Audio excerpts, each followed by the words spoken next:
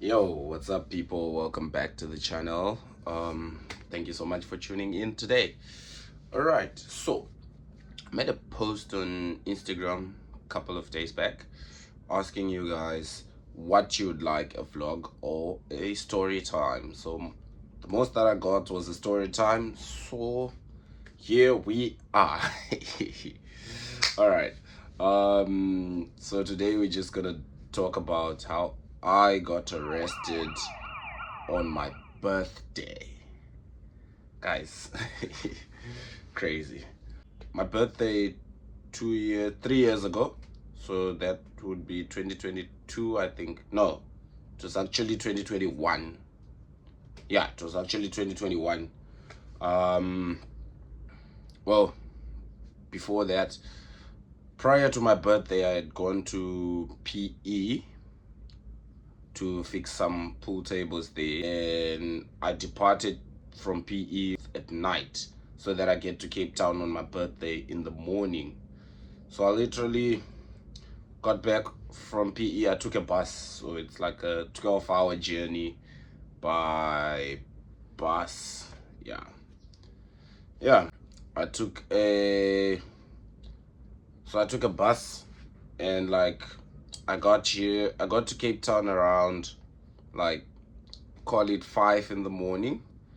Go home, took a shower, slept for a bit, and like I was chilling, and then my dad calls me. He's like, um, I've got a couple of jobs to fix pool tables in Joburg. Would you like to go? But then if you have to go, it has to be tomorrow.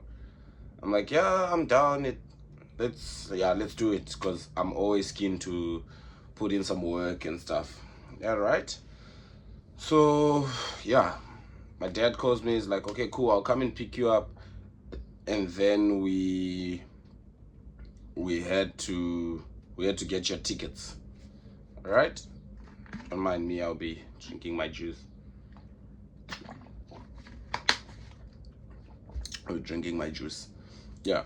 So he comes to fetch me.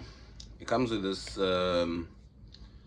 maroon Nissan Juke, one of his friend's car.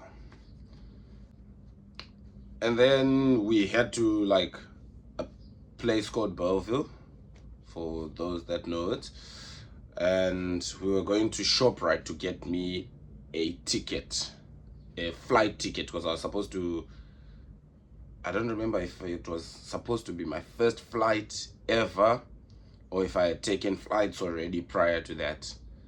But yeah, I was supposed to take a flight, and no, actually it was my first flight ever.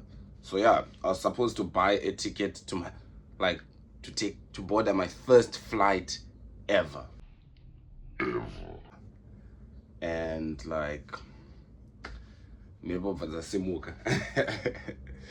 um so yeah, we in Belleville, and then we realized that there's a cop car following us.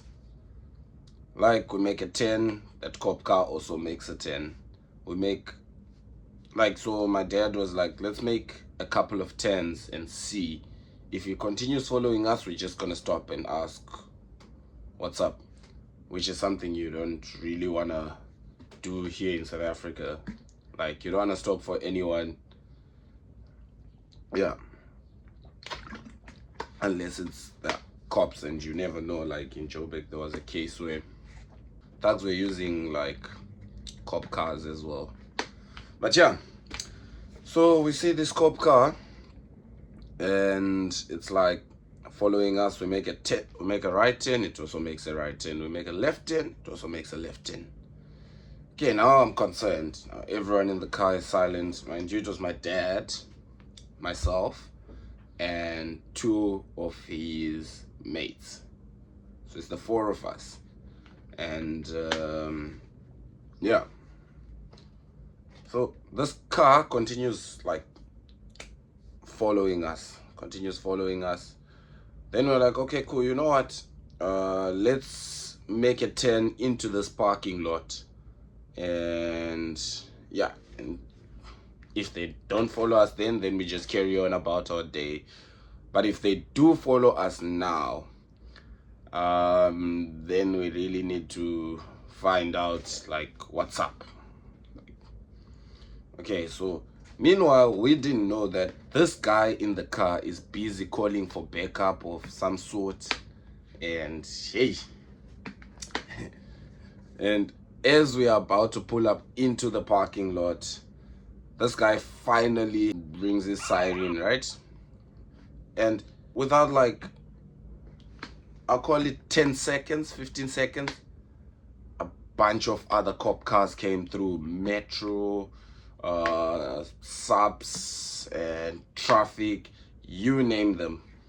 And before you know it, we're surrounded, and there's like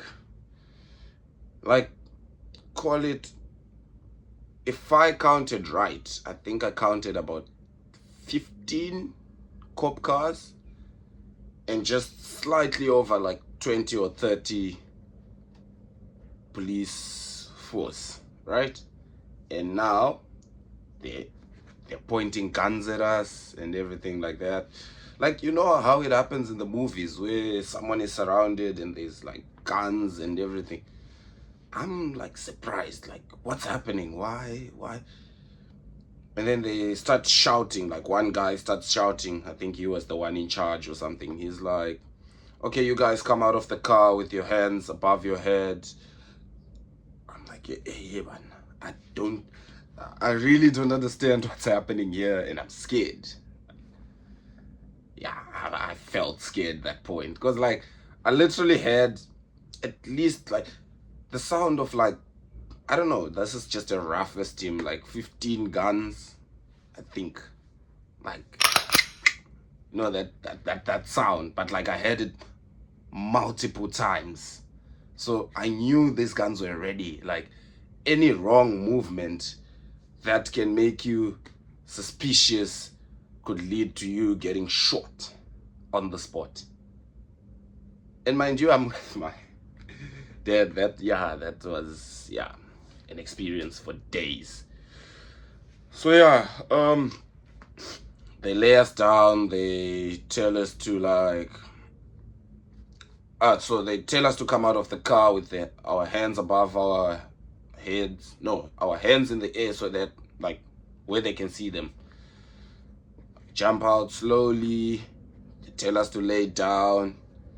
I lay down. Like I'm trying to understand what is happening, what's wrong. And then they search us. Like one guy comes through, searches us, asks me if I have any weapons. I was like, no. So I looked to my left because I was laying down facing my right hand side, and then I looked to my left, I see my dad. I'm like, what's going on? And then the one guy just like literally stabbed his foot right next to my face, like this close. And then he's like, shut up, like you can't talk here. And they search us, find we had nothing. We actually had a toolbox in the car, so the one guy that was searching the car asked, what is this toolbox for? And then we just explained that we use it for the pool tables business and stuff. And it's like, okay, cool, you guys are detained. So now they took us in, they put us in that van. They didn't put handcuffs on us.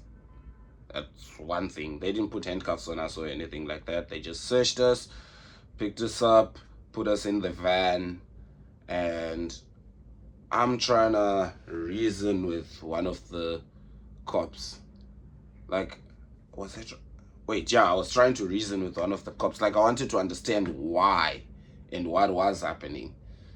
So I asked him, what's happening? It's like, you don't worry about it. And then also, like, I realized, okay, cool, I don't have my phone. So I call one of the guys I call one of the police guys. I'm like, guys, my phone is missing. It's like, where is it? I'm like, my phone is missing. And like prior to that, sorry, I think I missed a part. There was a part where someone told me to empty my pockets as I was on the ground. Before he searched me, he told me to empty my pockets and put everything on the side. So the other cop now that I'm asking, like, what's happening, where's my phone? He's like, where is it? You're supposed to have it on you. I'm like, no, somebody told me to empty my pockets. And the guy that searched me came round about the same time that I was explaining that somebody told me to empty my pocket. Did he not get angry? He just got angry. He's like, hey, I didn't tell you to empty your pockets. I just searched you, what. And then he just gave me a big clap. He gave me a big clap. That was terrible. That was terrible. And he's like, nah, go for it. Your phone at the floor there. Then I did. The one cop ended up telling us later that those people, if you miss your phone there, they'll probably like take it or something. But anyway, it is what it is. So he got angry that he almost got exposed or something like that, I think. So now we are taken to the police station, Belleville police station. And now we are getting like the explanation of why we are detained, right? It's like, no, the car that you're driving is a stolen car. Then that explains the force that they came in with, because like you've got 4 guys in a car and the car is stolen, and that explains their whole routine. Like, oh, okay, how is it stolen? Now I look to my dad like, hey, why are we driving like a stolen car? It's like, no, it's his mate's car, and his mate was a bit drunk, so he wasn't even driving. He was a bit drunk, and this is like 10 o'clock in the morning. So I think it was just carrying over from like the previous day. So yeah, the owner of the car had the car registered in his girlfriend's name. For context, right? He had his car registered in his girlfriend's name, and he was driving it, but like it wasn't in his name. So what happened is his girlfriend once got robbed, and those people took the car, right? But it's a Nissan Juke, so if you know a Nissan Juke, you know that I think there's a card of some sort, so it doesn't drive without that card. So they took the car, but then they left that card. So they literally like drove like 100 meters just around the corner, and the car knocked, so they couldn't carry on. So what they ended up doing was jumping out of the car. I think out of anger, they shot the bottom part of the windscreen, and they just left the car. So apparently after his girlfriend saw that, that's what happened, right? She ran straight to the police. She didn't even bother looking for the car or anything. She just ran straight to the police and report that the car has been stolen, right? Obviously in the books of the police they register it as stolen. And then she called a boyfriend, which is my dad's mate, that, okay, listen, the car has been stolen. And then the guy is like, do you still have the card? Yes. So they went back to the scene, and then she showed him the direction where they had driven, and he just followed that particular direction, and they found the car. Now they found the car, and then they just started driving it again. So that's the that was the problem right there. So they started driving it again, and it was still registered as stolen in the books of the police. So then that car was lended to my dad, and so we were driving that car, but in the books of the police it's still written stolen. because they never went back to the police and tell them that no, we found the car, let's clear the car. So yeah, that ended up affecting us. And this day was a Friday, so it's Friday 10 o'clock in the morning, right? And this guy, the owner of the car, like I said, he was a bit drunk. He was a bit drunk. So now the police are asking him to call his girlfriend so that she can clear us, because the car is not in his name, so he can't claim that the car is his. Already it's a case of a stolen car, so they're not gonna take your word for it. So now he tries calling his girlfriend. No, he didn't try to call his girlfriend. His phone was dead, and he didn't know his girlfriend's number by head because she had a new number, because she was robbed like 3 weeks prior to the event, right? So now this guy is trying to like get his phone charged, and like there was one helpful cop that was trying to make everything work.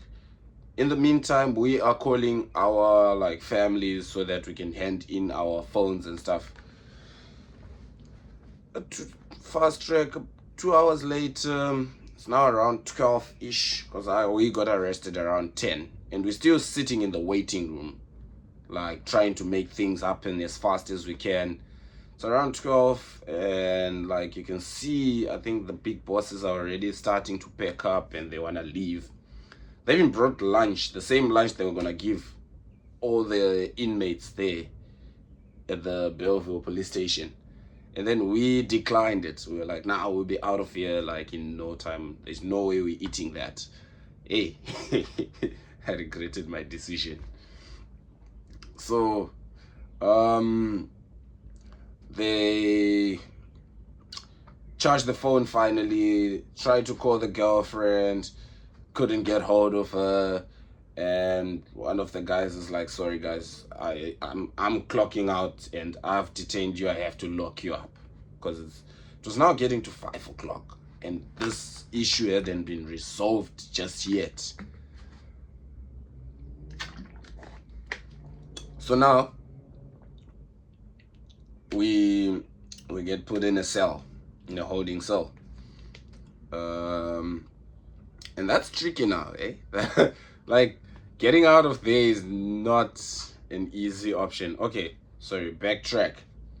A friend of my dad comes through, we hand him our phones, our necklaces, our jewelry, everything like valuable on us, we hand it to him, because you won't be allowed in with any of those either ways. But if you do get in with those, you best believe that if you're mixed with anyone that's not your mates, you might get robbed still inside. All right, so yeah, we move we are moved to the cell, and it was just the 4 of us in that cell, which was nice for starters. And like nothing happened like until 5 o'clock, and this guy is still just struggling. He's still trying to gather himself up. He's still a bit drunk still. Like I don't know, he seemed a bit drunk, but now when you are in the cell he starts sobering up a bit. But like it's a bit too late, because the guy that was doing our case had left already. Now we have to wait for a detective, and before you know it, they're bringing dinner. And the food was not bad, eh? I'll tell you that. The first day's food was not bad. It was rice, beetroot salad with, I think, 2 sausages and potatoes. I think it was beetroot and potato salad. I don't quite remember. So yeah, we're like, yeah, we have no choice. Now we have to eat, because we are hungry. We hadn't eaten for the whole day. Like we were just thinking it was gonna be a 2-minute thing. It's a big misunderstanding, and they're gonna let us go. yeah, but they didn't work out the way we thought, eh? And now we in the holding cell. Only entertainment that you have is either you read your your the paper that they give you and they detain you with your case. Yeah, that's all that we had. That's all the entertainment of some sort that we had. But yeah, but at least I was with my dad, so we just chatting away, and like 6:30, I think. Then they move you, because the what happens is the holding cell is like a room, right? The small like window, like a very tiny window on top, and then there's like this big iron door. If you go out of that iron door, you will be in an open space, but like a caged up open space where you can absorb the sunlight or something like that. So we were still hanging in that open space, and then 6:30 they just move you into the room now, that room that is a small window, and then they lock that iron door, so you have no access to the outside. Even the caged up place, you have no access to it.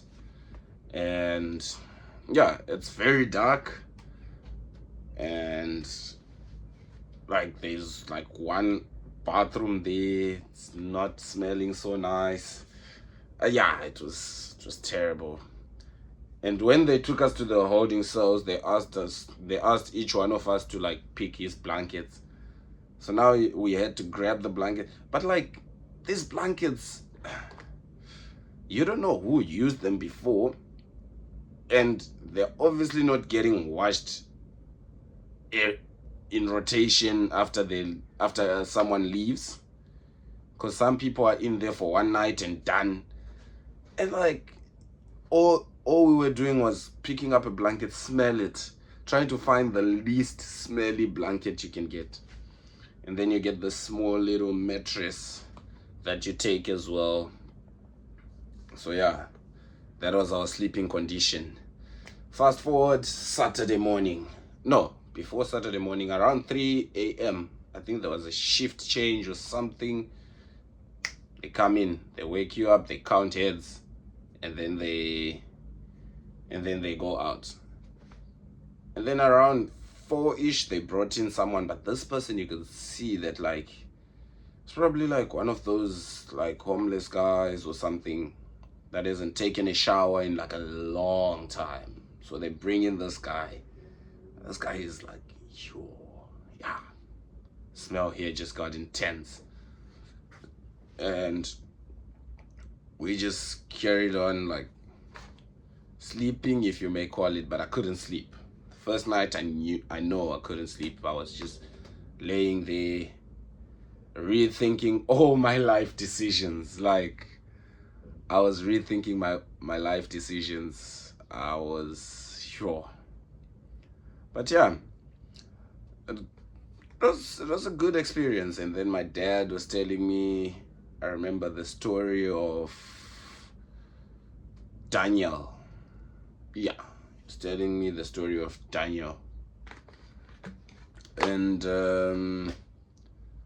also the story of Shadrach, Meshach, and Abednego. We were talking about those kind of situations where it's just temporary, and always you're never alone, and like yeah, it was very encouraging. At least like you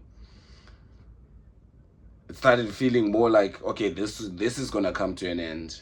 And it's like, yeah, the biggest part, the best part of our case is it's a big misunderstanding. It's not like we did anything wrong. It's a big misunderstanding. But in my mind, I'm thinking, if they could misunderstand this to a point where we have to sleep in this particular place, imagine how far they can take this misunderstanding. I know people that have spent years and years and years behind bars from a simple misunderstanding. So yeah, in as much as my dad was very encouraging, I was scared.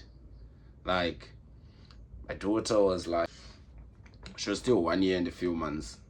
So yeah, it was scary. Okay, Saturday, the detective comes in. He's like, cool, let me take the owner of the car and chat with him. So the owner of the car was asked to call his girlfriend, but the girlfriend is not, like, you can't get hold of her on the phone at the moment. I don't know why. So this guy tries to direct the detective, because this detective wanted this case to be done out. Because, like, if we had to show up at court with the papers of the car, that would have looked bad on his side as well. So he wanted to get this, like, case done fast. So he's given directions to go to this place in Kailicha, to go to this, my dad's mate's girlfriend's place. So yeah, he goes there. He tries to go there, but the directions didn't direct him. Let's just put it that way. I think there was like a miscommunication on the directions or something. So yeah, I ended up getting lost in Kailicha, and by the time he decided to go to Kailicha, it was a bit late, so it was around 5-ish already. So there's nothing more he can do. So he literally just head home. And yeah, I did like a lot of push-ups. I did like a lot of push-ups that day, that Saturday, because we spent most of the day out in that cage just doing push-ups, and we'd take turns to go into the bathroom and shower whilst everyone else is still out, because we didn't want to use the shower when we didn't want to use the bathroom when people were in that room. Yeah, so we just told ourselves, okay, cool, if we are here for any longer than this is how the routine is gonna go. But like, we were hoping that that Saturday things will get solved and we can leave. Like, sure, I was beginning to miss home. I was missing home. And like, my dad calls one of the guys that were bringing food, and he just tells him like, listen man, this guy, he's on something. He's been laying there and whatever. Just cooked up a story, and then we asked them to take him out. They did us that favor, so at least they took that guy out. So it's now just me, my dad, and two of my dad's mates, which was better. Not the greatest situation, but you just want to be close to your family um, rather than a couple of strangers. And like, yeah, it's rather safe that way. Yeah, Saturday goes by, no progress. So 6:30, they put us back in the dark room. They lock the door again, and excuse me, and we go back, same routine. We pray, we sit there, we chat. Me and my dad caught up, like, fully, and started doing like business plans that we ended up executing later on. Yeah, 3 o'clock, same routine. 5 o'clock, there's a head count again, if I'm not mistaken. And then yeah, out. And then Sunday morning, this guy comes through, like, okay, like, I'm gonna go with you, but don't try anything funny. So he just like shows him his gun. He's like, if you try anything funny, I'm shooting. But anyways, he takes the guy with him. They go there. I think they couldn't find the girl or something, because it took long. Because they left around 10-ish, I assume, because I didn't have any access to time. So they left around 10-ish in the morning, only to come back around 6 at night. And the girl finally came in with the papers, and Now she had to sign for it, sign that it's her car, and she gave him permission to drive the car. It's not stolen. They have to clear the car. So that process took a bit of time. It took like at least an hour. So it's already 6, 7. Yeah, and then finally they let us go. Finally. So this is from Friday, which was my birthday, the 26th of Feb. So from Friday around 10ish in the morning till all the way through till Sunday around 7 at night. So we spent literally like almost 3 days. Yeah, almost 3 days behind bars. It wasn't the greatest experience, I can tell you that. But I'm just glad it went easier. It could have gone wrong in so many ways. Could have got short from the first like scene. We could have got short. Any wrong move, or even when we were talking, they could have just bah. But that didn't happen. Praise the Lord. And they could have just carried on with the misunderstanding. Or imagine if this guy was like fighting with his girlfriend and she decides not to help. See, that would have been another case as well. So yeah, guys, yeah, it's still one of the craziest stories in my life. But yeah, guys, thank you for tuning in. If you have made it this far, you are a star. Thank you so much. I will check you guys on the next video. Peace.